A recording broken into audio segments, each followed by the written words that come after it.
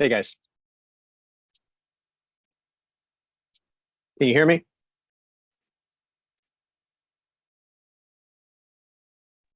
Yes. All right, great.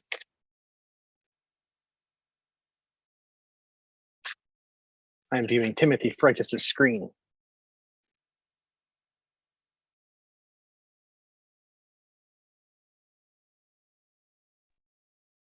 Hey, Carlos, you can turn your camera on too. We are about 20 seconds out. All right. Am I on? Let's see. What I recommend, hold on, I gotta fix this. What I recommend for you two is, if it's possible, if you've got dual screens, to actually have YouTube up and muted on one side so you can see the comments and you can reply to comments while we talk about things as well. All right. And you're coming in loud and clear. That's awesome. Great. All right. And good. And hey, look at that. I can stop sharing my screen because we are live. Put a little bit more light on. Hang on. Yep, there we go. You know what? My lights are probably going to turn off in the middle of this because my motion sensor is on the other side of my classroom. But that There is, you guys go. I wore the Miami Heat hat for the Boston Nation. oh, there we go. Well, I'm actually wearing my Providence hat today, but that's okay. I was gentle. I didn't wear Florida Panther.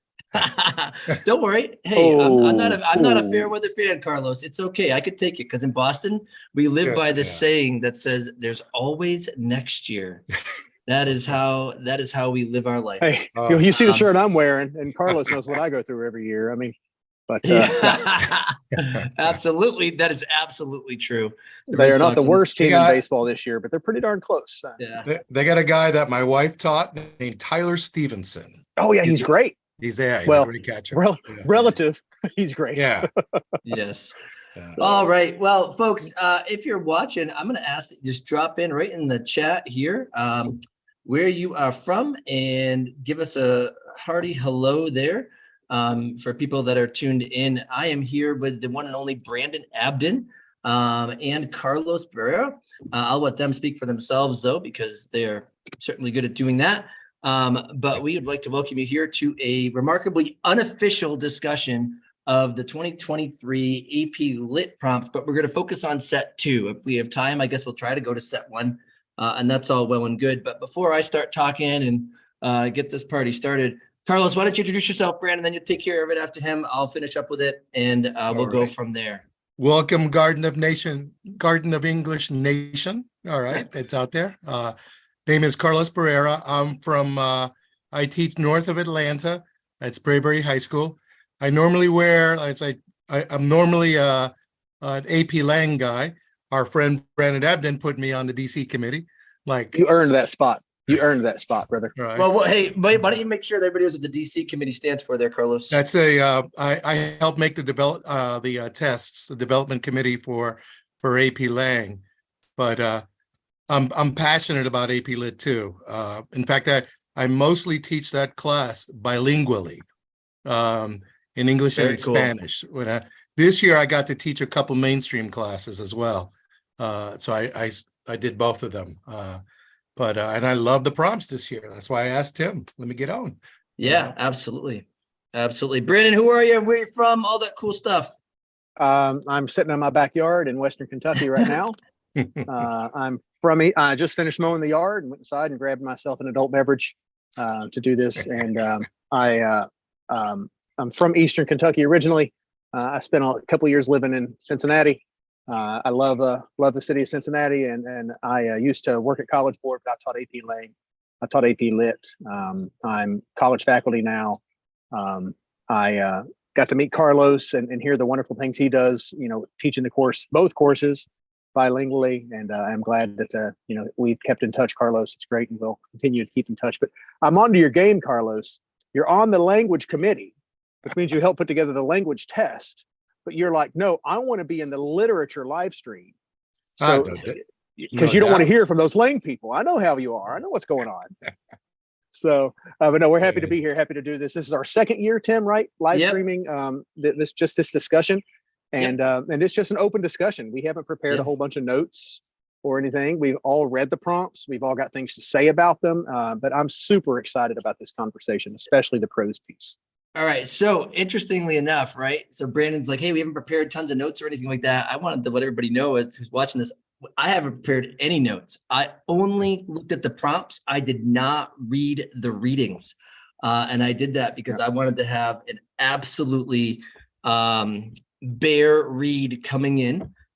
So that, you know, when we talk about how do we approach things, especially cold for students, how do we help students deal with that? We can actually, you know, that's the experience that I'm having right now. So just think about it in those terms. I'm familiar with the poem, The Barren Moors, but I didn't reread it. I haven't dug into it. Ooh, I've got some stuff to and- say about this poem. We'll talk about Oh, this. So I'm super thrilled about it. So what I'm going to do is this. I'm Tim Freitas from the Garden of English. Once again, this is officially unofficial. There's nothing College Board related to this besides the fact that we are using their released prompts, which are publicly available. I've actually linked them in the description down below. We'll share those up in a little bit. We'll read them together. Yeah, just right underneath the video, you can grab those. And we're gonna be nerds about this, and we're gonna try to cover all 3 prompts within an hour. And if there's some demand for us to do set 1, I'm sure I could talk Brandon into it at some point. Tomorrow night, though, for those of you that do Lit and Lang, Brandon and I will be back around 8 o'clock to run a Lang show for the Lang set 2. And so, you know, if you're interested in that, come and hang out. Also, if anybody is going to try to say anything in the chat, please note that you do have to actually click subscribe. I guess you can unsubscribe after if you'd like to, but that just helps. That makes it easier for me to monitor chat stuff on this side. So just please note, and we'd love to, if you're here and you're checking the things out, let us know where you're from in the chat for that. That's the easiest way to support the Garden of English here. But I know that a lot of people were also like, is it going to be recorded so we can watch it after? And the answer is absolutely yes. This will be live on YouTube, you know, in perpetuity. So thank you, Carlos. Thank you, Brandon. I'm going to actually share my screen and I will bring up the prompts here. So let me share up my screen. You know, I found it interesting that they now in both Lit and Lang, they call the handwritten prompts the set 2. Yeah, I was surprised and the digital about that ones too. were 1. All right. Yeah, I was actually intrigued by that. I wonder if the digital test is bigger than the handwritten test. I don't know. But folks, this right here, the way that I got here for these questions was I just did a Google search for AP Lit prompts for 2023. It brought me to this page and I scrolled down and you will see that we have set 1 and set 2 here. Now, Carlos, did your kids take the digital test or did they take the handwritten test? No, we took the handwritten test. Yeah, I am all about the handwritten test myself. I prefer it that way. In fact, when I interviewed at my current job position, I told the people that I was interviewing with, I said, you know, when it comes to technology in my classroom, what I want more than anything else is for students to know what happens and what to do when it turns off. And they were like, oh, okay. And I said, cool. So anyway, here we go. We've got AP Lit set 2. We're going to start with the poetry question. Let's actually read the prompt here. And then Carlos and Brandon, why don't you talk about ways that you would get kids to access the prompt first? Yeah. Thinking about the ideas of, you know, if we have teachers that are watching this that are looking at how can I help prepare my kids for exam day? What can we get kids to do to leverage the prompt before they even get into the poem so that it makes reading the poem easier? We'll do the same thing with the prose passage in just a minute. So I'll read the prompt. You guys tell me what you would do to help your kids. I'll chime in, then we'll read the poem and then we'll geek out about it. Okay. So, all right. We have the first prompt in William Ellery Channing's poem, The Barren Moors, published in 1843. The speaker addresses Moors, open expanses of wild, uncultivated land. Read the poem carefully, then in a well-written essay, analyze how Channing uses literary elements and techniques to develop a complex portrayal of the speaker's experience of this natural setting. All right, so gentlemen, take it away. What are you doing?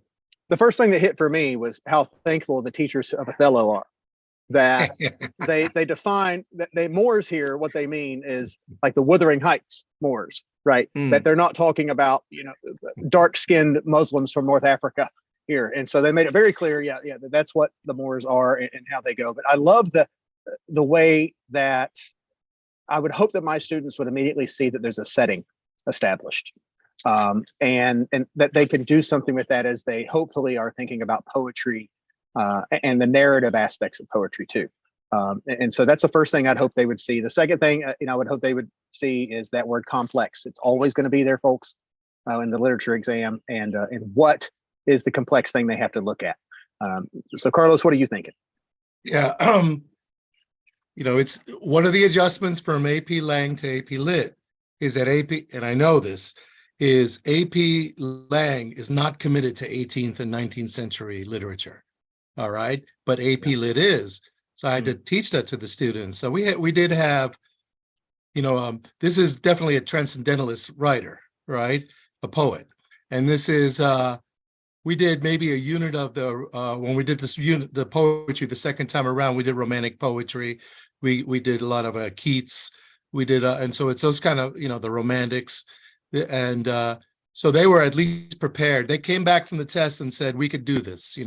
They know I'm not that big of a fan of the 19th century poetry, but they could do it. They could do it. I think, so it's understanding that things like nature, things like, the free spirit, the different things that go on with that era of poetry is something that at least they were taught not only in my class, but they had it the year before when they were doing Thoreau and they were doing Emerson and all that. So, one of the things that I do in my lit class, ironically, I did not do it this year, and I can't even tell you why, is I actually have a list of literary time periods and the common universal ideas that are in those particular time periods. And I just tell the kids, look, there are 6 ideas that permeate throughout this particular literary time period. So if you see a date that matches in this time period, you're most likely able to understand that it's going to be about one of these 6 focused on this, or I know the age of reason focus on this. And so this 1843, I'm hoping that my students see that year and they look at this idea of wild, uncultivated land and they're like, oh, they're romantics. Or at least something in that kind of realm. And so that's the first thing. Like I said, this year, would my students have done that? Probably not. And the reason why is because I didn't give that sheet out this year because I totally forgot, because sometimes I'm super lame. But in past years, I certainly would have hoped that would have been the case. But anyway, the other thing too that I would do for my students when I have them break down a prompt is I always have them put stars around the information that gives them some background knowledge that they can bring in to the text itself. And Brandon brought that up. There's the definition of the moors here, which is so important, the wild, uncultivated land. And I like how it's approached here too, because it doesn't say barren land. It's not anything with a negative connotation. So my students, when they read the poem, aren't going to take these kind of empty landscapes as being necessarily like deathly. So it's wild and uncultivated, as opposed to if you picture this kind of barren landscape.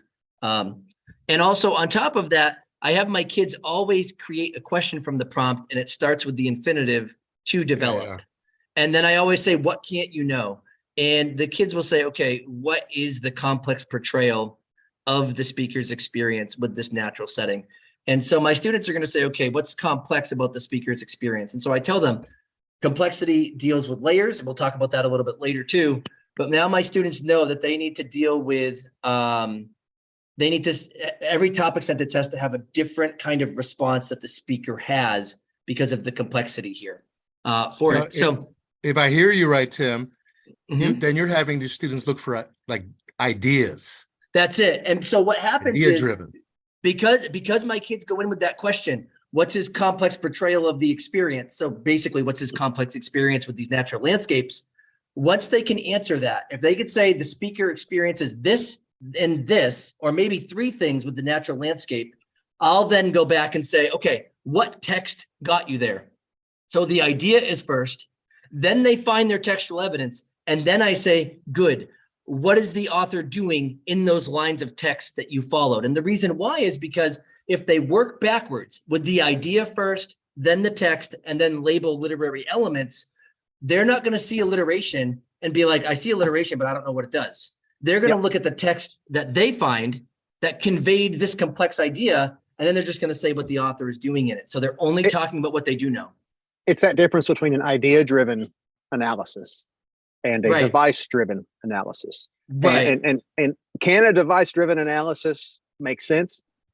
It can, but it's only going to make sense once a student figures out the idea that they want to revolve around. And so what another thing I'm seeing in the prompt here is they've already got, that you all have focused on, the ideas. I already see the big ideas. I've got wildness or wilderness. I've got the uncultivated. Mhm. It doesn't say that the land is barren, but the author tells us that with the Yep. title, For right? And so sure. there's this idea of emptiness, of Yep. what are we already feeling, what are we already thinking before we read the poem. Yep. There's emptiness, and so I want them to start thinking about that complexity. Tension is the way I put Yeah. it. Or if you've been to any of my EPSIs or my workshops, it's what's the yin to the yang. And Yeah. so we start thinking about loneliness, emptiness, barrenness, wilderness, wildness, if you will. And so what's the yang? What's the yin to those yangs? And try to get students to start thinking about what are those things as they read. And then, Tim, I love it. I say, okay, yeah, you see those things now. Put your finger on something in the text. Literally, take your finger and put it on something in the text that shows you what those ideas are. That helps you illustrate that. Yeah, great on Carlos. I think I stepped on you. Sorry. No. All right. I mean, I know we haven't gotten into the poem. We haven't gotten into the poem yet, but Yep. a lot of it is, I'm looking at you right now out there in your Kentucky farm, right? Yep. Is it, are you feeling lonely, or are you enjoying solitude? Yeah, I see Right. your distinction there, and I recognize the complexity of that. I love it. Right. Yeah. All right. So what I'll do is I'll read the poem, then we'll geek out about the poem, and we'll think about the nature of the complex experience that the speaker has in this natural setting here. All right, here we go. And the hardest thing for me to read when I read poetry with my students is consistently insisting upon to them that you read to the punctuation and not to the line, because I always end up reading to the line. So for anybody who catches me reading to the line, just judge me, okay? And judge me harshly. All right, here we go. On you, bare rocks, oh barren moors, on your bare rocks I love to lie. They stand like crags upon the shores, or clouds upon a placid sky. Across those spaces desolate, the fox pursues his lonely way. Those solitudes can fairly sate the passage of my loneliest day. Like desert islands far at sea where not a ship can ever land, those dim uncertainties to me for something veritable stand. A serious place distinct from all which busy life delights to feel. I stand in this deserted hall, and thus the wounds of time conceal. No friend's cold eye or sad delay shall vex me now where not a sound falls on the ear, and every day is soft as silence most profound. No more upon these distant wolds, the agitating world can come. A single pensive thought upholds the arches of this dreamy home. Within the sky above, one thought replies to you. Oh, barren moors, between I stand, a creature taught to stand between two silent floors. All right, you all take it away, and I'm going to pull up some other poems that I'm immediately drawn to because of this particular poem. Take it away, Carlos and Brandon. All right, now, first I'll start with a shout out to the older teachers in this group who watched Seinfeld, and you'll realize that George Costanza would have called this the Baron Moops. All right. So it is one, the idea. I mean, I would want the students thinking, is this solitude a good thing? I mean, the foxes, you have foxes, you have desert islands, or is it a lonely thing? And so I think that's what they're, what's the experience like? Is this a positive thing? Is this and I know these transcendentalists like, wandering by the lakes in Massachusetts, right? Things like that. So it's finding, I imagine I would be teaching these kids to, like, what are the words? What are the words that make you go either on the positive or the negative of the experience, right? And and that's all you can do is pick out clues. You're like, solitude, dim, cold eye. I can keep going. Dreamy home, and it is kind of as Brandon was saying before, a tension between what is his experience, Yeah, and one of the things you're hitting on, Carlos, is this idea. One of the things that I encourage students to look at first when they first start analyzing things. I don't want them to look for similes. I don't want to look for metaphors. Exactly. I want to say, hey, what adverbs and adjectives are there? Are they positive or are they negative, which is what you're talking about? And then pronouns. So when it says they or those or we, who's that talking about? Those are the things that are going to unveil what's happening in the poem. And so I really appreciate what you're saying about looking for that tension, because I think that's going to reveal, looking for adjectives, adverbs, pronouns. It's going to reveal those things a lot. The biggest thing I would tell students, though, and when Tim and I initially just had a conversation about this, and I mean, it was like a 5-minute conversation about doing this stream. We were both noticing that there aren't any really solid points of shift in this poem, and I would want students to look at it, and I tell them if they can't see it, and we practice it. If you can't see it in the words, like there's no big but here. Yeah. Where is it structurally? And for me, it comes in that last stanza, because that last stanza is the only stanza that is not a sentence by itself. There are 2 sentences there with an exclamation point. Yes. And it's really important that people recognize that, because you then recognize the speaker kind of coming to a realization of a sorts, and I think that feeds into that tension that you're talking about, Carlos. I also notice real quickly, and then I'll be quiet. But my nerd point is that sky is mentioned in the first stanza. Sky comes up again in the last stanza, and it comes full circle. So beautiful work on the AP committees. I'm sure somebody in the AP committee recognized that too and was like, "That's one of the reasons this poem has to be like." Yeah. Tim, what are you thinking, brother? You did a great job reading it. I imagine you were like Heathcliff in Wuthering Heights, laying on the moors, crying for Catherine or whatever. That's actually how I spent this afternoon to channel that to be able to do this. So one of the things that I did, I appreciated that you brought up was the idea of that lack of a really articulated shift that comes with like the but or something like that. Now, there are 2 poems that immediately sprung to mind now that I've rekindled my knowledge of this poem. And one of them is The Learned Astronomer, when the guy just goes outside and just basks in the experience. And he's like, yeah, you can give me all the charts and graphs that you want, but there's really nothing like nature as an educator, right? And the other one that popped into my mind was the sonnet by, who was it by? Hold on one second. Wordsworth, right? Which is called "The World Is Too Much With Us." Oh yeah. And he talks about, this idea that we're way too full of overconsumption and just, speeding through life. And really, I just need to go out to the cliff and just watch, nature do its thing. And it's just amazing and beautiful and whatnot. And so that's what I originally thought about, because, I'm thinking about the time periods as well and those kind of moments here. But the other thing, too, is that without that lack of a huge shift, I teach my kids about 2 different types of complexity. Actually, I teach them about 3. I teach them about layered complexity. I teach them about paradoxical complexity. But the one that you were talking about, Brandon, would be the contradictory complexity, where we see those tensions. And paradoxical kind of works with that, too. But you don't see that as often in most literature as you see contradictory complexity or layered. And my students would probably fit this into the layered complexity model, just because this guy is having a mostly positive experience with nature.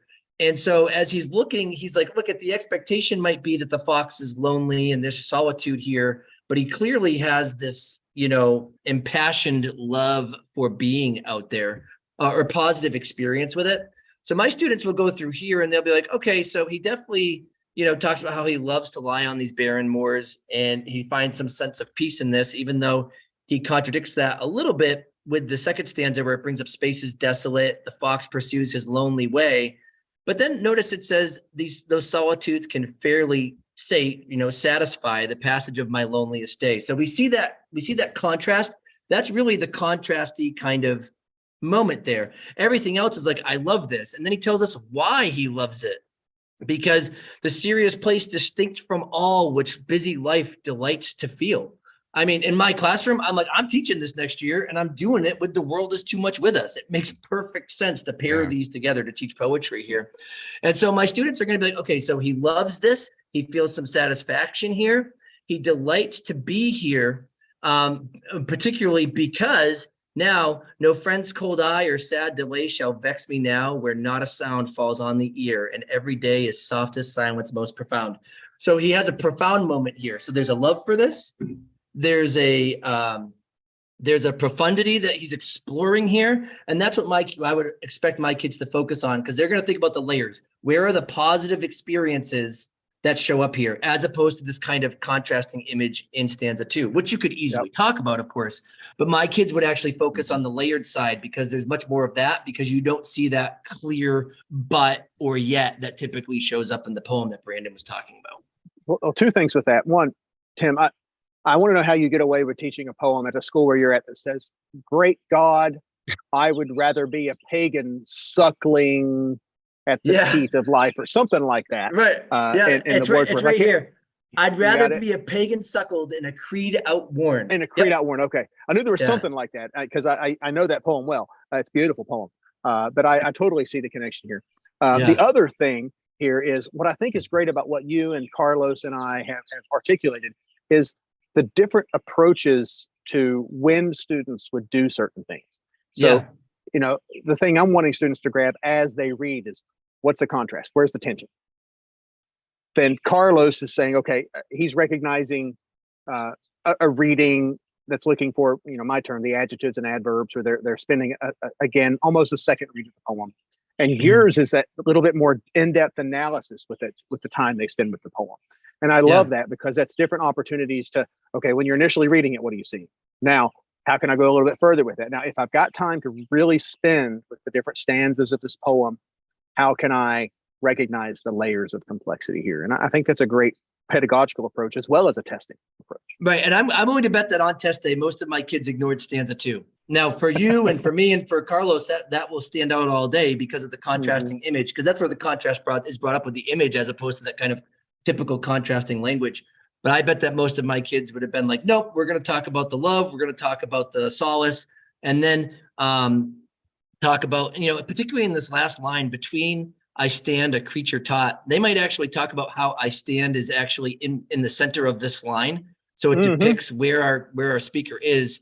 But then it says to stand between two silent floors.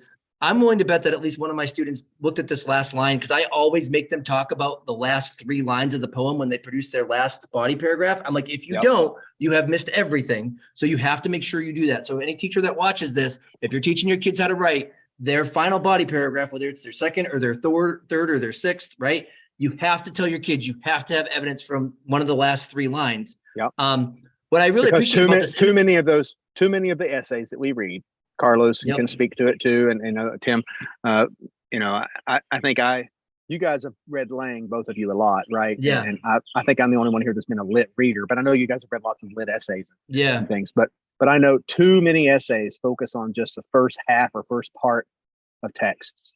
Right. And they don't grab a hold of those, like you said. But that is also important because, when I ask students, okay, what's your favorite stanza? They're like, what do you mean, what's my favorite stanza? I was like, you got to go through, reread the poem. Pick. To me, number 2 was my favorite stanza because of what Carlos was saying about the 3rd line in the 2nd stanza. Those solitudes can fairly sate. So there's that complex idea of, I can be alone, but not lonely. Right. And I love that. So, right. And the other thing too, that I just wanted to point out about this last line is that when my kids are writing about it, where it talks about how he stands between 2 silent floors. If I have this picture of this man out in this kind of barren landscape, but actually enjoying it. So I'm not picturing it like this desolate, barren landscape, like I would if I were reading Hills Like White Elephants or something. I look at the idea of how this guy finds the foundation of his understanding of life in nature, because the sky and the ground become those 2 silent floors that he's considering. So he's considering the heavens and he's considering his actual floor. And so as I'm just picturing this, right, I'm like, okay, there's this guy's foundation for life. It's actually, centered in this kind of natural experience, which once again brings me to the learned astronomer and the world is too much with us. Oh, and by the way, Brandon, right, to answer your question about teaching at a Christian school with that line that says about a pagan suckled up with a creed outworn, I'll just bring them to Romans chapter 1, where Romans chapter 1 says that that the people decided to worship creature rather than creator. So that's the easiest. That's the easiest way for me to work with that. I love it, Tim. I Yeah. love I'm it. still stuck on your description of hills like white elephants. If I remember right, that's the Basque Country in Spain. And that's- is that right? It's Yeah, Yeah, yeah. that's right. I'm just talking about the barren side of it. So like Yeah. in the description of the setting, you've got that ridiculously barren setting. And I'm just saying that's not how I'm picturing the barren moor landscape here, because the barren setting in that particular story is meant to be dismal and disgusting, as opposed to here where you're like, no, there's something raw and wild about this here. That's all. That was the only reason why I brought that up. Yeah, I no, would no, not no, that's I good. would not teach this in conjunction with hills like white elephants. No. Yeah. And the final thing that strikes me about the poem, because I know we got to move on, is Yep. you know, I had not, I did not know about the poet.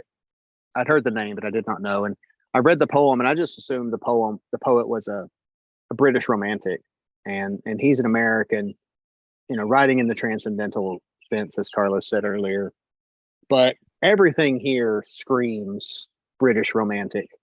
And so that's very interesting to me in like an English major way. I don't know if I get into much of it with my students, but I don't know what to do with that either. It's just interesting to me. It reads much more like a Wordsworth or a Keats or even a Bronte than it does,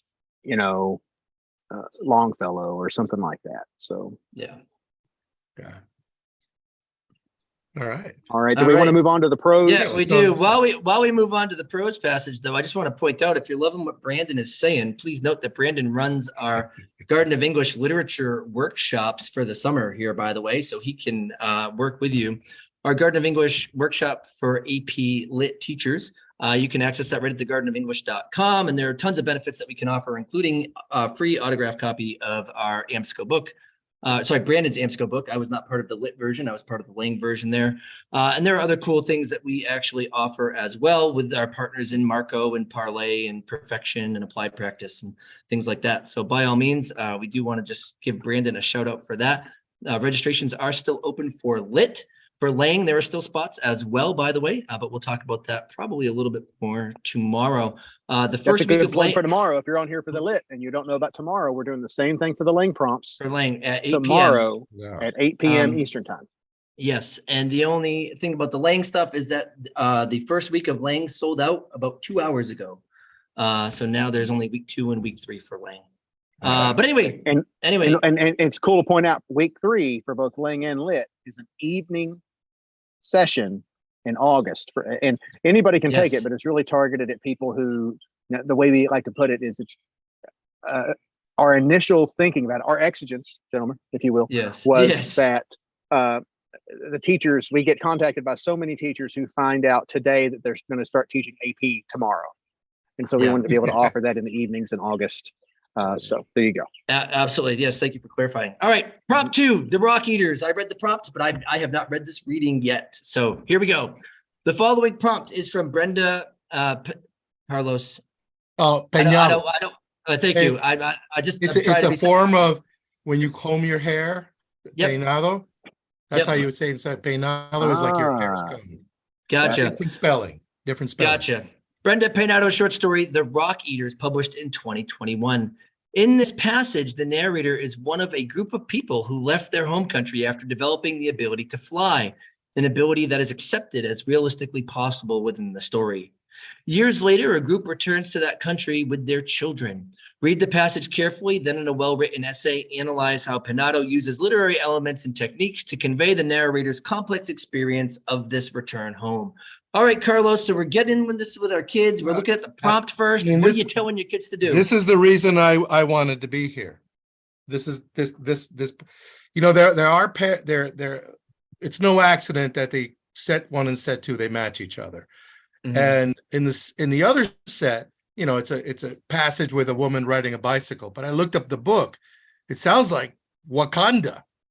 Mm-hmm. And the same way this one is like the second Wakanda movie, meaning that the first passage was an alternative history of the Congolese discovering the steam engine before the Belgians got it.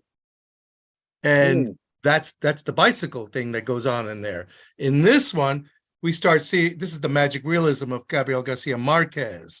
This is a young Dominican American writer who's I think she's only written short stories, but I've never seen in all these years of teaching any of my students ever come back excited about question 2, right? Yeah. Never. All right. And Well, they're Carlos, like, I'll say the same thing. I heard students last year saying the same thing about the Lang exam when they came back and they had Sonia Sotomayor on there. I heard similar things from people, and so that's exciting to hear that for this. Go ahead. Sorry to interrupt you. oh yeah, no. And you know, at my school, it's 63% people of color, and many of them are Latinos, and many of them are, they actually, I mean, I'm really proud of this last class, but they came in excited. This is what they're all my students also take the AP Spanish Lit exam. So they've read a lot of the magic realism writers and had to know all that stuff. And they love this. This is, many of my students are immigrants.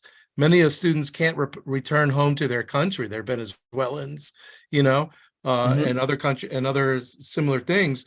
So they were like, a couple of them were teary-eyed reading this thing, you know. All right. And so I was the first one to text Susan Barber and said, Susan, great job on the choice. I saw what you were doing here, right? And you know, she's not allowed to talk about those things any more than I can. But Yes. Yeah. Brandon, No I idea put what you were talking about. exactly. So All right. but yeah, so that, right off the bat, I look at that and I go, ability to fly, and my students had seen, they made the connection too, because they've all seen the second Black Panther movie. I'm not spoiling it for anybody, with winged you know, Ankles.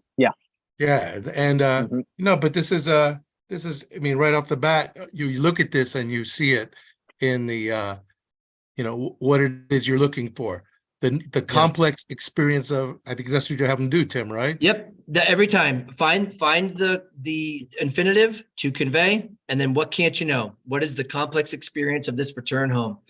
And every time that's an idea-based paper, because they find the idea. What's his experience? I got to think about it in 2 to 3 different ways. Find the text that proves it to me, and then I just write about it. That's how it works. They're always only writing about what they do know, as opposed to what they don't. Yeah. And I thought that was a beautiful thing. Always, you know, many times, you know, I have ESOL kids, still ESOL kids taking my AP exams. All right. And they saw this and they were like, this is for us. Yeah. This is for us. It was a beautiful choice, you know. That is just fantastic to hear, because there's been so much discussion about making sure students in both the Lang and the Lit class see themselves represented in texts that they're reading, and that doesn't mean in every single thing. You know, sometimes you can take that too far and create another problem on the other side of the fence, if you will. But you know, that's exciting. Tim, if you'll go back over the prompt real quickly. Oh yeah, absolutely. Yep. You know, that's fine. Spending time with this prompt, so key. And even before we look at the passage, what ideas can we pull from what we're given in the prompt? So getting students to think about not the flying necessarily, we'll get there, but the returning home. So you bet. What emotions do we equate with this idea of leaving home, returning home? What should we already be thinking about or looking for emotionally with that? Then when we get to this idea that the complexities of returning home, what are the complexities of returning home? I mean, the kids haven't read Tom Wolfe and You Can Never Go Home Again and things. You know, I could tell them that idea, like, why would you say that? You know, I would imagine, I always do free writing at the beginning of class, and so I could imagine my free writing saying, hey, Tom Wolfe, a famous writer, said you can never go home again. You know, write for 5 minutes about this. Why is this true? Why is this not true? What do you think? To get them thinking about these ideas that will be complicated by the passage when we get to it.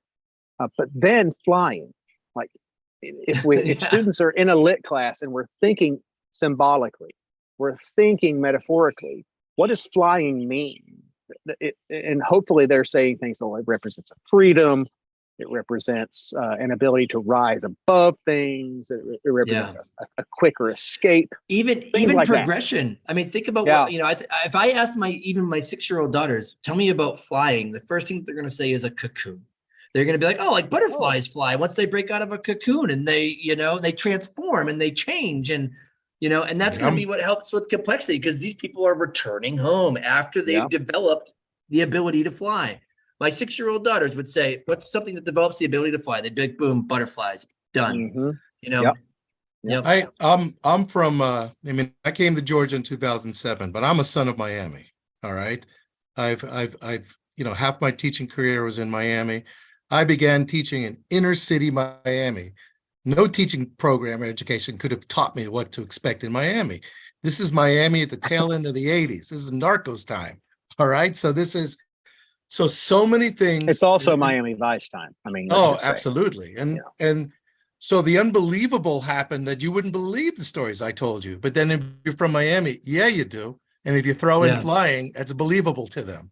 That's magic realism. That's Right. It's like next to the normal, you see fly. So notice it's like an ability that it's accepted as realistically as possible. Of course you get it if you come from these worlds, Yep. My father's from Colombia, my mom's from Venezuela. I was born in Peru, and so I understand what it is.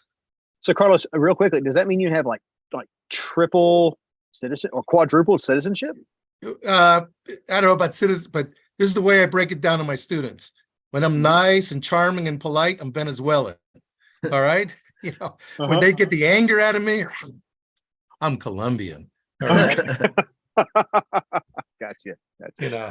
All right. I'm going to give this a read as quickly as I can, just so that we're all on the same page again. Because like I said, I actually haven't read this. I purposely chose not to, so we could have a nice authentic experience here.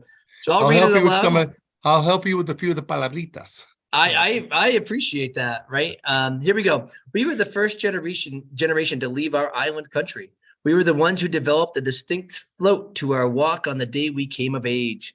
Soon enough, we were hovering inches above the ground, then somersaulting with the clouds, finally discovering we could fly as far as we'd ever wanted.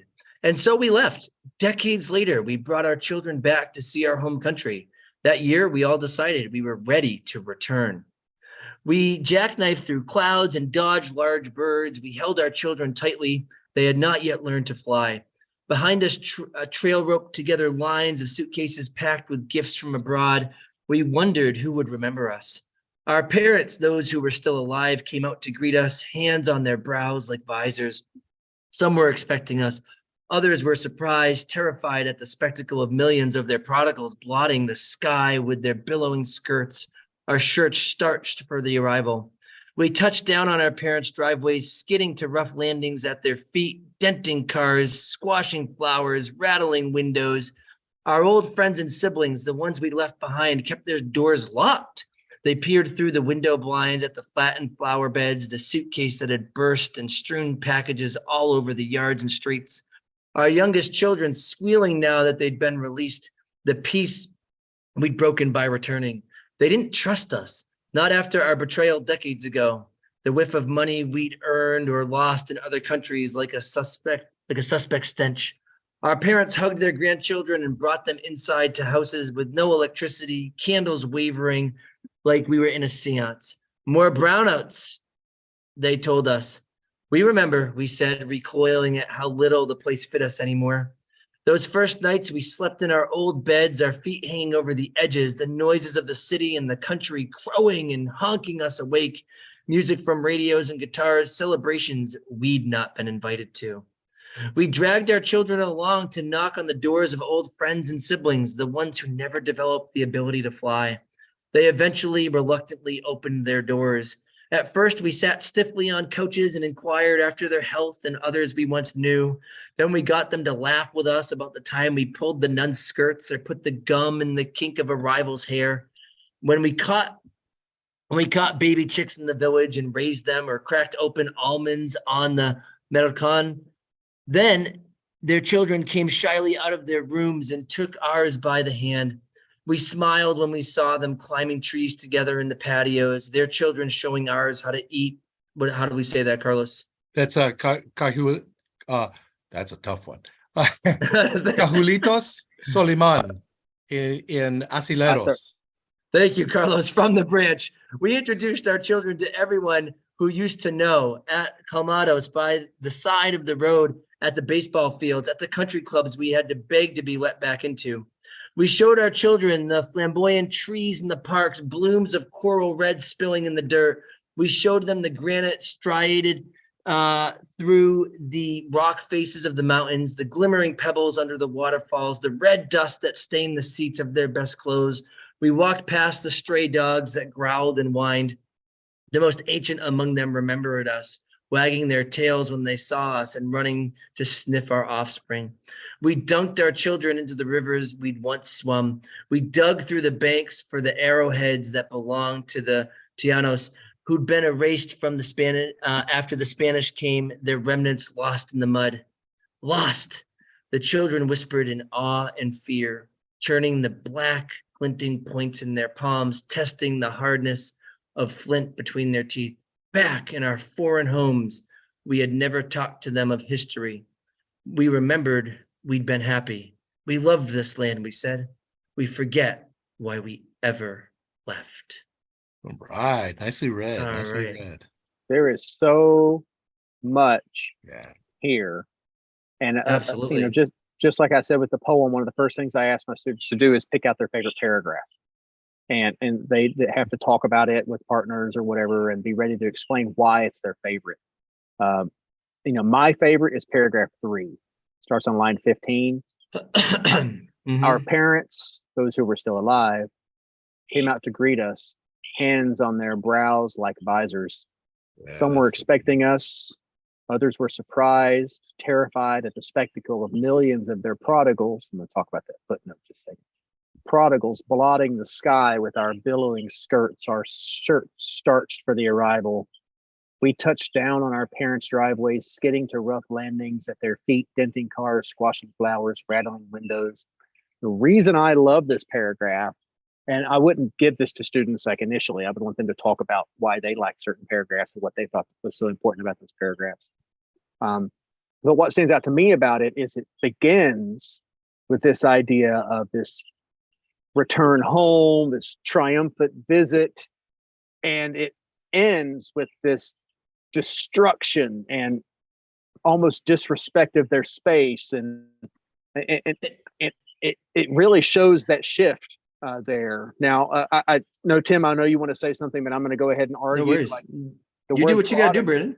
The word prodigals here bothers me with Yeah. the footnote because it's footnoted based off the prodigal son idea, but the actual definition of prodigal is not as footnoted. And so the problem I've got with the footnote is that it prevents students from thinking of it, though that I don't think they would. It's not a term we would use today, but the only reason I know it's because I took way too many years of Latin. But it relates. It's cognate as prodigious, having lots of wealth or having lots of ability or having that's where prodigal comes from. Yeah. We only treat it as prodigal based on the biblical allusion. But if you look up the dictionary, the definition, which I did today, that prodigal son definition is not included. I thought, well, maybe there's a connotation that has changed in the definition that has become accepted as part of the definition. I think you're right on. It hasn't. And So it's really interesting to me. It could be read both ways here. well, the thing is, though, is that even with the prodigal son, which is the illusionary definition that's given here, the prodigal son is called the prodigal son not because he returns home, but because he goes out and lives a life of worldly extravagance, which is what the actual definition of prodigal is. I know. So I'm not saying the committee's wrong here. I'm just saying, and I'm glad they footnoted because a lot of people won't get it. But I think it is interesting, especially in this paragraph, that it could be read both ways. Yeah, So, absolutely. Yep. Yeah. Oh, I was just gonna say Go ahead. one thing I want. Oh, sorry, Carlos. My bad. Oh, go, Tim. I'll make Tim. it quick. You're next up. The only thing that I wanted to say was the idea of how interruptive the last part of that paragraph is absolutely the part that stuck out to me the most while I read it. I was like, okay, they're welcome home, but they're not welcome home. And I'll talk about the dogs and their response in a little bit. Oh my gosh, that's my favorite sentence. That's right. But they're coming back. They're coming back, and it's really quite an interruption. And interruptions aren't necessarily a bad thing, but they're also not things that you plan for either. And so we've got all of this strong planning to begin with. They starch their shirts, they're coming back, they're doing their thing, but it's an interruption for sure. Anyway, Carlos, back to you. Yeah, no, this is, and I know both of you probably teach this, the allegory of the cave, and that You know, I did. I have, who knew in the school that I teach at, it would become a Venezuelan enclave. It wasn't that way when I entered Georgia. And what I mean by that is I have relatives who would not leave Venezuela, like the characters in this story. And their lives would be so much better. We're going to give them part of our house to come over and live with us. And they called me and they said, no, I mean, this is good or for bad. This is our country. So I was frustrated, and I do everything I can with the Venezuelan immigrants at our school. I just got a student who got a $200,000 scholarship to Coast College in Iowa, and another one a free ride to Notre Dame. And they were immigrants. They didn't speak English until high school. And so what that is they would go back to Colombia or they would go back to Venezuela, and the people would get the same greeting. What are you doing here? Why are you coming back here? I don't understand why you left to begin with. Yeah. You see? Yeah. And that's what they're getting. These people are coming back. You know, there's a lot of beautiful, you know, I always tell my students, you know, maybe by the time you're my age, you know, South American countries change. You know, Colombia is actually a lovely place to visit now. 30 years ago was Pablo Escobar land, right? And so it changes. And so these people could come back to their land, but they weren't necessarily welcomed, as you saw, right? Yeah. Yeah, particularly initially. So we've got this complex experience here. And Brandon, I think you're right. That third paragraph is the one to really, really help draw this out. But then we've got all these other images that support that. And that's what I actually want to focus on with my kids. I'd say, okay, let's look at the complexity of this particular paragraph now and see how those are echoed throughout. Because if I'm teaching my kids to paragraph, right, I want to have them connect different pieces of the text. And they could easily create body paragraph number 1 about this kind of like, hey, there is this sense of home and welcome here, but there is this sense of interruptive tension here as well. And where do we see the home and welcome here? And we see that with the old dogs, as Brandon mentioned. Yeah. And then, but we also have this interruption, but we also have, and I love this too, is that it's the children that actually embrace the interruption. So there's this superficial interruption. They knock on their friends' doors who wouldn't open their doors, by the way. So we've got this great complexity, the quasi welcome and the desire to welcome, and then those that shut them out and just kind of look out their windows. And then it's the little kids who welcome them back, and it's the old dogs. Those old dogs, they're coming back. And what I love that what you say about the kids is, you know, and anybody who's gone home to family, you know, whether it be going to another country or, you know, moving out of a region. You know, I moved out of rural Eastern Kentucky, and, you know, I go home all the time. But, you know, the first ones to get hugs are the grandkids, right? Oh, yeah. So the parents embrace the grandchildren. There ain't no judgment there. It's their parents that are going to get the judgment. But Tim, I'm so glad you said that about the dogs, because another thing I do with my students is, you know, once we do the paragraph, so, you know, what's your favorite sentence? And I was torn between paragraph 1, line 7, where it just says, and so we left, period. And I love that because structurally, it begins with a conjunction, which we, you know, don't begin a sentence with a conjunction, but still, for sure, how powerful it is there. And also it begins with 2 conjunctions, and so.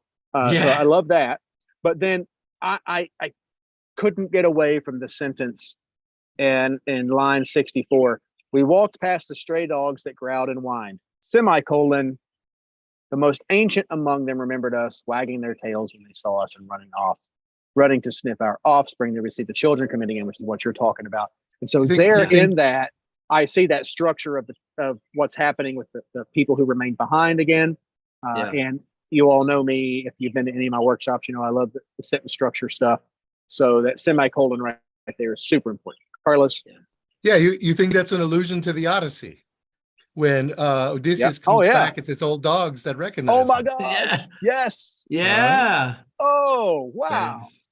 You win. I'm sure this it's a young writer, but I'm sure she's aware of that. So oh yeah, I'm sure. You know. Yeah, so this is great. And you know, I really appreciate the ending of this too, where this could have gone in so many directions. Like, hey, we showed up and we were only welcomed by our family, and then it was actually dismal. And it was like, hey, you know, why did you come back, right? And then we get here, right? We remembered we'd been happy. We love this land, we said. we forget why we ever left. Yeah. And Oh yeah. I really appreciate how that brings it back to something remarkably positive, like remarkably positive in connotation. My Did you just kids make get up a word? I know, right? Positive? I love it. Yes. I love it. But yeah, positive, connotatively It's a good positive. word. There we go. Right. I love it. But my students, you know, we read a lot of dismal literature throughout the year. We read Jekyll and Hyde, we read Macbeth, we read Frankenstein for our longer works, right? And the kids are always like, oh, right. And they like them all. But this is the one like really upbeat work that I read with the kids. And I didn't even get to it this year, is Alice's Adventures in Wonderland. And I really like Peter Pan as well. But nonetheless, those are the positive works that I use with them, just because I really like them a lot, and we have a lot of fun with them and create board games. And anyway, Alice is your go-to. Alice is my jam. The only book I know better that's fiction than Alice is Catcher in the Rye. So nonetheless, right, I really appreciate that there was something positive here. Just like a few years ago when there was that story about the kid who was pranking the women at the beach, and the guy was having this complex response like, yeah, we've totally pranked people like this before, but I really felt bad for that woman because she was scared that this kid was drowning, you know? And you see this kid having a really positive maturity at that moment. And I'm like, oh, I like this kind of positivity that's tied here. So now I've got a question 1 that's not dismal. I've got a question 2 that's not dismal. And I'm like, good. I don't have kids regretting taking the AP Lit exam today. They're like, I'm reading good, positive literature today.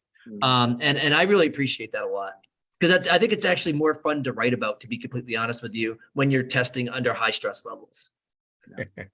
And I think and you've heard me say this before, Tim, when we worked on the textbook, the Lang book, and you know, I've talked to you, you know, when I was working on the literature book with Becky McFarland, how important it is to have texts that are written by or that include, you know, underrepresented people that aren't defined by the struggle, or that aren't defined by their otherness. And because if not, then the students who are reading it are only going to see themselves represented and defined by that. And so I think that's a great example that you have here. But I love Carlos's connection, and you know, I don't know why I hadn't thought of it, but the refugee, I'm going to say refugee or immigrant aspect to this, and this idea of returning home. There is a reference, if you look on line 69, the Taínos. Those are the people in Puerto Rico before the Spaniards came there. They say that? Does it even say that there? All right. It does. No, they don't even reference it. Most Puerto Ricans, the ones who got full of pride, I call them Boricuas. That name goes back to the Taínos. You know, I saw a reference to baseball fields, so I knew it was either in the Dominican or the Puerto Rico that this story must have taken place in. Just a little subtleties there, but that's no accident that word was thrown in there. Well, and with that, you know, similar to what Tim was saying about the poem, I tell students, whether I'm teaching them in my class, whether I'm consulting with other teachers or whatever, you know, you really need to address the last paragraph or two every time of a passage. And even just here, this idea, this last sentence in the next to last paragraph, back in our foreign homes, like just the seeming paradox of that statement. Yeah. And then to say we had never talked to them of history, them being students, the children there. But the idea of foreign home is so huge. Yeah. And what so much you could do with that when we think about tension, we think about shift, et cetera. Because again, we have a passage here that doesn't have a big but, as you will. Yeah. There's different layers of complexity and tension. Yeah. One of the things that would intrigue me, and we'll move on to prompt 3 now. Do love this passage though. The past 2 years have been my 2 favorite lit passages in a long time. My favorite is actually last year's with the octopus, but before that, it was I really like the Mulvaney piece with another heartbeat is past and gone. And I also really liked the cherry bomb piece. But last year's octopus piece, I just thought was delightful, and I really feel like this particular passage is very similar to that in terms of like what it stirs up and brings together. Ironically enough, I was intrigued by this year's test just because I thought that the question 2 was very similar to last year's question 2, to be honest with you. And I thought that the question 3 was incredibly similar Oh, to yeah, last year's absolutely. question 3 about hierarchy. And the reason why is because once the prompts were released, the week before the exam this week, I had my kids write the hierarchy prompt as practice for their AP Lit exam. And my kids on that Friday after prompts were released, because I actually will not let my kids talk about the prompts. I'm like, you signed your name on a sheet of paper, you're going to have integrity. And so when the prompts were released, I was like, oh my word, I saw that prompt about rebellion. And most of my students were like, yeah, you had us write the hierarchy prompt. And quite honestly, we could write the exact same essay. So they were like, we basically wrote our essay for the hierarchy prompt the week before because it's practically the same prompt. So I was really intrigued by how close these two, question 2 and question 3, were based on what came out from last year. And I actually really love all of them. So I was pretty pumped about that. But let's look at question 3. We'll get through this pretty quick. We'll try to, 15 minutes or less. But we have many. I had to tell my students, I didn't write this prompt. Because Pereira, that's all you. That's all you ever teach us is rebellion literature. Everything you ever taught us. I said, I do it for the AP Lang, not for the AP Lit. There we go. Many works of literature feature a rebel character who changes or disrupts the existing state of societal, familial, or political affairs in a text. They may break social norms, challenge long-held views, subvert expectations, or participate in other forms of resistance. The character's motivation for this rebellious behavior is often complex. There we go. Either from your own reading or from a list below, choose a work of fiction in which a character changes or disrupts the existing state of societal, familial, or political affairs. Then in a well-written essay, analyze how the complex motivation of the rebel contributes to the interpretation of the work as a whole. Do not merely summarize prompt. All right, well, we've got our big ideas. We got our big ideas right there. Rebellion. Yep. All right, we've got that. And then immediately thinking about, what about rebellion? What do we think we're going to learn about rebellion before we even think about a text? As we think about these things as archetypes, like we may not use the word with students, but you all know what I mean. And the idea of subversion up there, everything about values, everything about norms, what are norms and how do we subvert them? So hopefully getting students to recognize those things as big ideas. So the question I have for you two, I have 2 questions for you. I'm putting you on the spot. I promise you all listening, we've not asked about it. What text from the list would you choose? And then what text that's not listed comes to mind? Yep. So my answers to that, all right, Catch 22 is the one from the list I would use. The one that's not on the list that I would definitely use, like it was actually the first one to come to mind for me as I'm reading it, is the parable of the sower. Yeah. If you know it, great. She's already got a text on here. They've got Kindred on here. So great. But I think parable of the sower would be fantastic because that main character, that's her MO. She is the rebel of the group. So what about you guys? Yeah, go ahead, Tim. All right. On the list, it would be Frankenstein. No. And then off the list, I've got 2 that I would think about. The first one would be The Strange Case of Dr. Jekyll and Mr. Hyde. Sure. But my other one would be Perfume. And I don't know if either of you have ever read Perfume by Patrick Susskind, but that is the most original work I have ever read in my entire life ever. And I think it was written in the early 80s, to be completely honest with you. But I do reserve the right to be wrong about that. But it's a story. It's called Perfume, the story of a murderer. And I expected it to be a typical murder story, and it's not. Everything about it is completely authentic. And when I read the verse that says in Ecclesiastes, there's nothing new under the sun, I always say, except for perfume. Except for perfume. So anyway, those are my choices. Carlos, what about you? Yeah, first let me make a comment. I was very proud of the committee that books in translation from another language are back on the list. See Antigone there and see The House of the Spirits. Okay.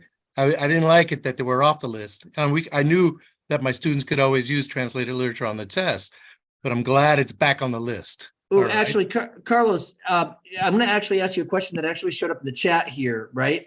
Yeah. Have they done away with the phrasing of literary merit? Yeah, interesting. I think that would be equitable. That would be an equitable thing. Carlos. I've never liked Yeah. that. I used to have our discussions with our old friend Jim Jordan about that, the literary merit. Yeah. That's You been know? gone. That's been gone since the release of the CED.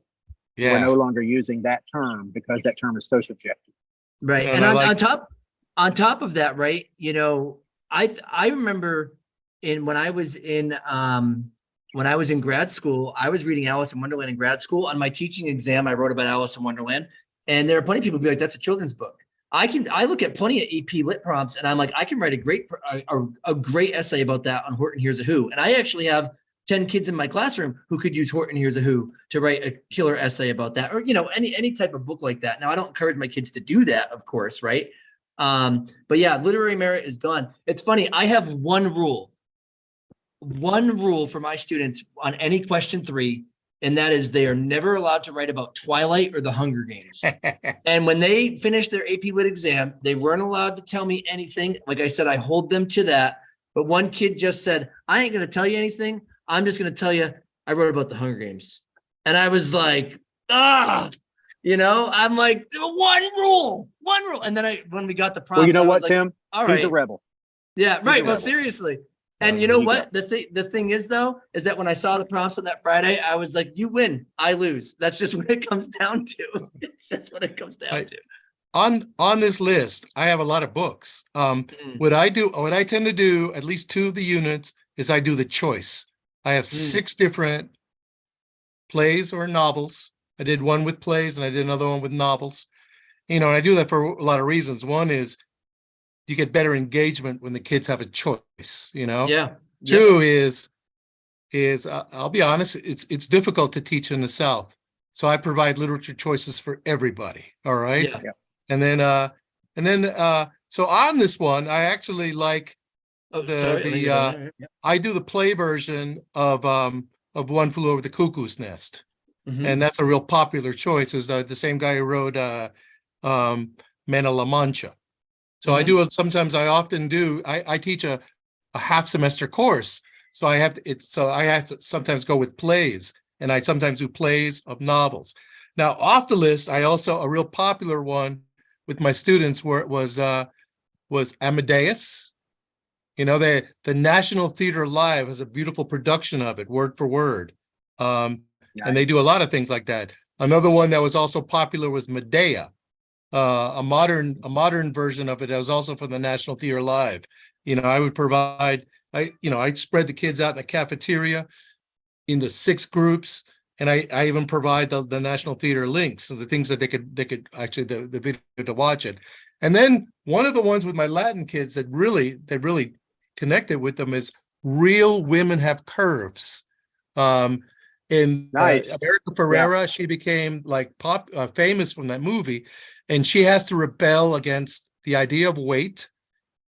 In the play, she's undocumented, and then also against her mother's wishes, and she becomes like I have these students. She's going to in the play. The character goes to Columbia University at the end, you know, and those are the kind of students they're underdogs. So that was very popular doing that. Well, Carlos, on a side note, you and I need to talk more, because I'm always advocating for teachers to do more drama, because they get to see, you know, watch it in performance and things like that. So I think that's awesome. Those are excellent choices, I think. And I did do Macbeth, and a lot of kids picked Macbeth. I did the Denzel Washington version, and we had them read that. So you know, I got to tell you, I watched the Denzel Washington Macbeth just the other day. Over this past week, I've kind of just put it up. I watched it in pieces, and I loved it. I was like, I love how they displayed the witches / the witch. I was oh my gosh, what a cool moment like that. Have you seen the witch scene with from the Patrick Stewart version? Oh, so in my classroom, when I teach Macbeth, I actually have them analyze the Polanski version of the witch scene and the Gould version. And now I'm going to actually bring in the Denzel Washington version too, just to talk about how they convey, you know, such different characterizations of Macbeth in this process of getting those secondary prophecies. But the witches, that's just weird. I will say this though, I love how when they prophesy the None of Woman Born, they actually unzip the guy from the body bag like a C-section and then pull him out. My students never noticed that, and I show them after, and they're like, "Oh, we should have known the whole time." And I'm I like, know, you should I have, but know. you didn't. It's very cool. Yeah, they didn't know what they didn't know. Yeah, it's awesome. Yeah, Carlos. A lot of my kids chose Macbeth for this too. In fact, I would suggest that probably most of them did choose Macbeth for this. And you know what's nice about them taking the literary merit out of these prompts here too, folks, is that I have a student who reads so much fantasy literature, it's crazy. And he reads so many offbeat books, but he can write about any of them so well. And he was like, I can write about that book. And he felt like he could have a voice with the fantasy lit that he just is obsessed with. And the truth is he'll write a better paper about one of those fantasy books than he will about Macbeth, even though he enjoyed Macbeth. He enjoyed it. Yeah. But it's not those fantasy books he loves. And the thing about question 3, which can be both maddening, but at the same time democratizing, is that if they write about Harry Potter, if they write about Twilight, if they write about Macbeth, if they write about the 3rd season of Seinfeld, those essays are going to get scored, and those essays are going to get scored just like all others. What's going to help those essays rise above is, one, the quality of the writing, just like we see on the rubric, but also how do the students navigate the complexity? And so the big thing is choosing something that is complex, and you can't imbue it with complexity. You can't create complexity that's not there. That's why it's hard for me to recommend to students to write about Twilight. Right. I'm sorry, none of those characters to me are complex in any way. Harry Potter, you could get it, but the problem there is you end up writing about the whole series instead the universe. There you go. Right. And so that's where it becomes problematic. But Parable of a Sower, she's a science fiction writer. She was a science fiction writer. Same for Kindred. That's right. And for the longest time, both those passages on both tests this year, FRQ2, are actually they're described as sci-fi writers. So nothing wrong. And so there's for the longest time there was a committee member on the literature committee. She just rotated off recently. Tarsha Stanley. She was an Octavia Butler scholar, and she would talk a lot about how the only difference between science fiction and what they now call speculative fiction is that speculative fiction was kind of the term that people created to make science fiction sound more respectable, but it's all the same stuff. And I'm like, yeah, that's great. I totally get it. But Octavia Butler also, the quality of her prose is so stellar too. One last thing about the prompt here, and we'll close this up for the night. Is this just the idea of focusing on, like, in terms of teaching, right? So we teach the kids, find those ideas in the prompt. I have my kids create the questions like always, right? So my kids would come in here and they would see, choose a work of fiction. So they'd say, what work of fiction? What's the character change or disrupting of the affairs? And then what's the complex motivation? And this is the key part here, folks, is getting kids to answer the prompt. What's the complex motivation behind the rebellion? So that if kids are just talking about being a rebel, right? I think about Brandon talking about Twilight there. I could talk about the main character like rebelling, but really what's the complex motivation behind that? And that's where I think kids are going to have a little bit of a harder time. I do think it's possible to do with the Hunger Games, though, even though I think that those books are kind of like as dry as sand as well. I'm not going to lie. But nonetheless, right, it's really about getting your kids to really look for these what questions that show up in the second paragraph that are going to help them pick the right book for the job. And when they say, what's the complex motivation of the rebel? And then what does that contribute to the interpretation of the work? Absolutely. That's where your kids are going to be able to pick something that really is significantly strong here in terms of accessing the prompt. I loved the prompt. I saw all 3 of these prompts. And like I said, I didn't read the readings on purpose, but I saw the prompts and I was like, I am down with every single one of these from this year. And my kids, the rebel that comes to mind with me with the most complex motivation is Han Solo. Like, he wants to get paid, but then he also develops a love interest, but then he also starts to, feel pulled by the morality, and I'm kidding. I wouldn't encourage my students to write about it, but You know, No, I, So. if the same actress who played the witch in the Macbeth is a character in Star Wars Andor. Oh, yeah. Oh, really? Really? I got to look Yeah. at that. That's cool. That's cool. Yeah.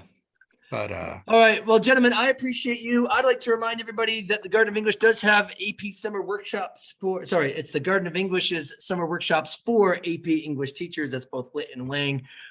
We have those. You can register for those on our website. AP What Stuff goes with Brandon. There are 3 different weeks for that. AP Lang folks go with me. There are 3 different weeks for that, but one of them is now officially sold out. But we would love to have you. And although the early bird coupon has gone away, you can put in summer 23. And that will be, that is a coupon for about $50 off. But if you actually put in the coupon code of perfection, all capitals, because of perfection learning, you can take $100 off, and you could thank perfection for that. And you could also even do applied practice in all caps, and you could thank applied practice for that one. That's right. If you want discounts like that. So Carlos and Brandon, I really appreciate you. I anticipate that we'll probably join on for this next year. Brandon, I got to give you a call right after this, just super quick about tomorrow night. Carlos, you are welcome to join us tomorrow night if you want to, but you don't have to. yeah, I don't think the powers would like it.